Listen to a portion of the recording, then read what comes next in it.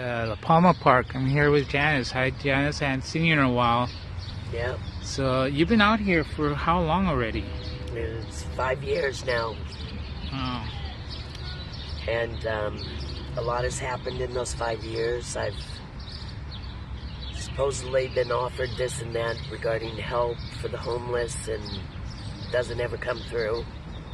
You had housing voucher before, and you lost that. Yes, I did, because there's nothing available out there. There's no list to refer to, nothing on the internet. You're really going in blind with these vouchers, and you have exactly 30 days to act on them. Wow, 30 days? I thought it was a little longer, like 90. No, 30 days Wow. for each voucher. They'll give you a maximum of 3 vouchers. And after that, you don't qualify for them.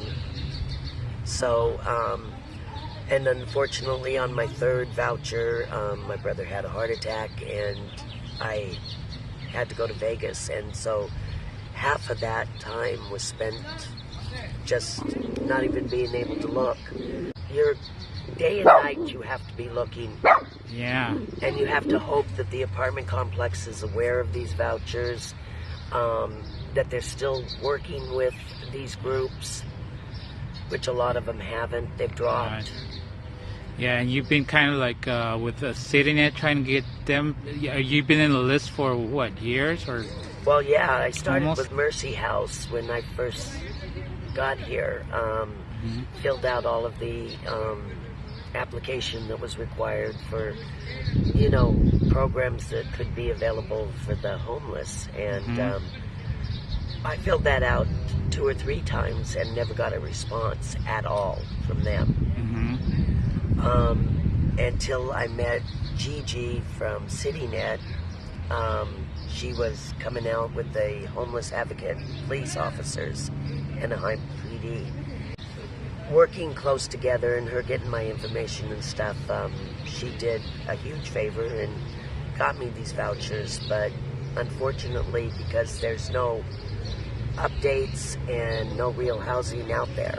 Yeah, that's why you've been looking for real house. Handing a piece of paper to a person and giving them false hope, because that's all it was 3 months of false hope. Yeah.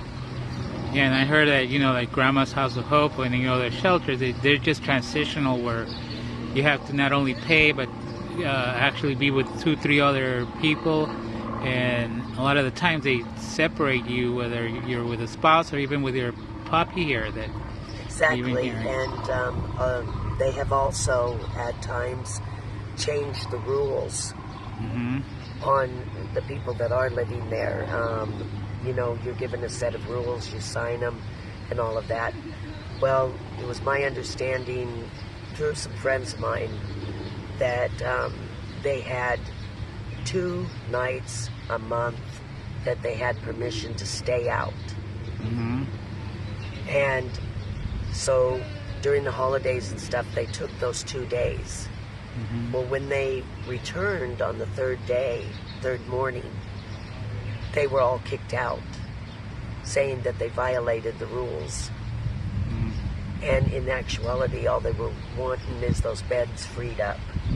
Yeah, that's what I've been noticing. A lot of women out here that have been telling me that they get kicked out. Oh, yeah. Of Grandma's house or any other, just for Grandma's one little House thing. of Or Hope is a joke, because they have a lot of women that are working there that are not equipped to deal with some of the women that are being placed in there, because they're still, unfortunately, women with no mental disabilities or any criminal background or drinking or drugs, and they're intermingling them, and it always leads to problems.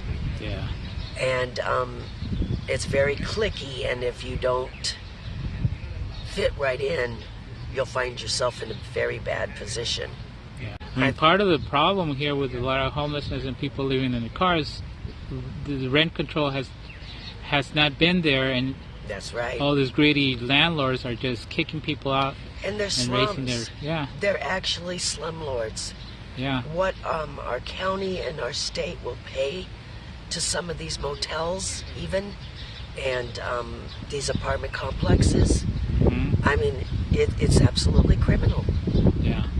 I mean, you go in and it is the slums. You're living with roaches or rats or, you know, some kind of infestation. And I mean, they're not even fit for humans. Yeah. And I mean, well, that's what happened with the corral too, where Illumination Foundation was putting a lot of people in there. right. There was a lot of stuff that, you know, with bed bugs Oh, that yeah. they had to clear. Yeah. I mean, we found that out when people started moving from the riverbed there. right.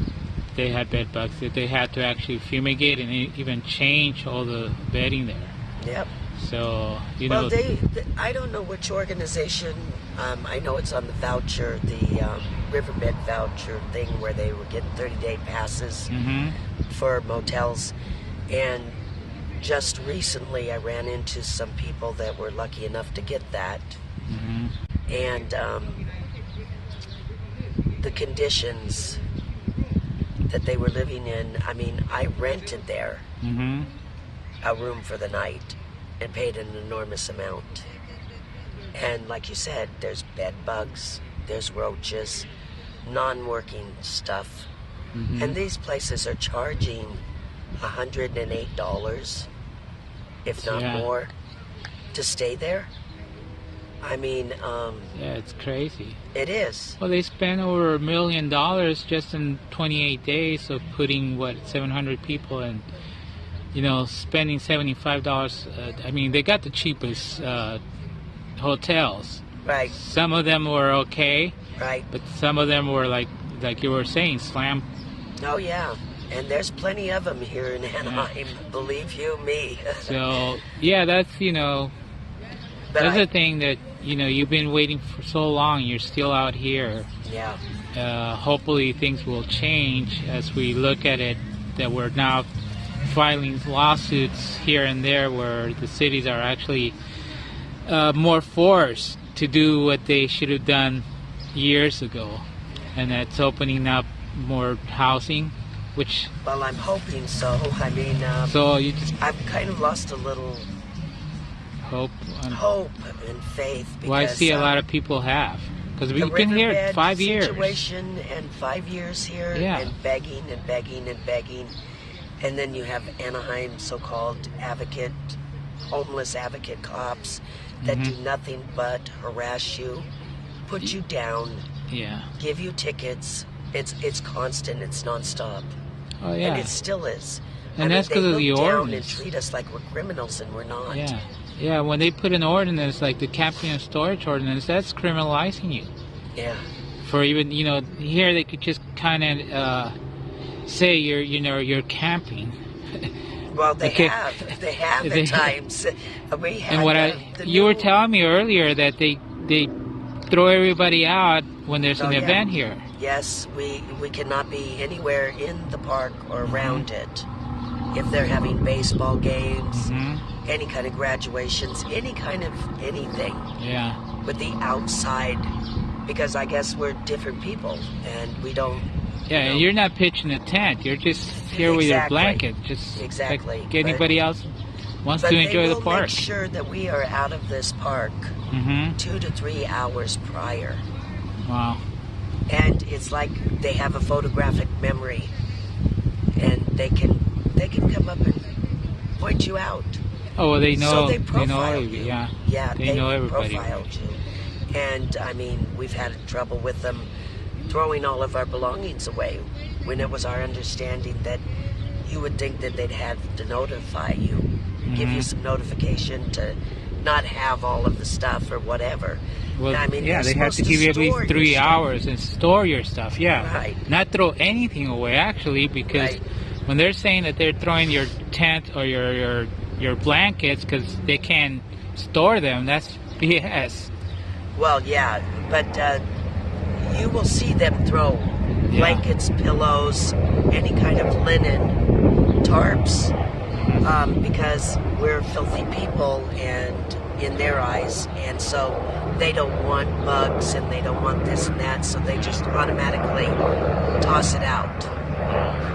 And I've seen them do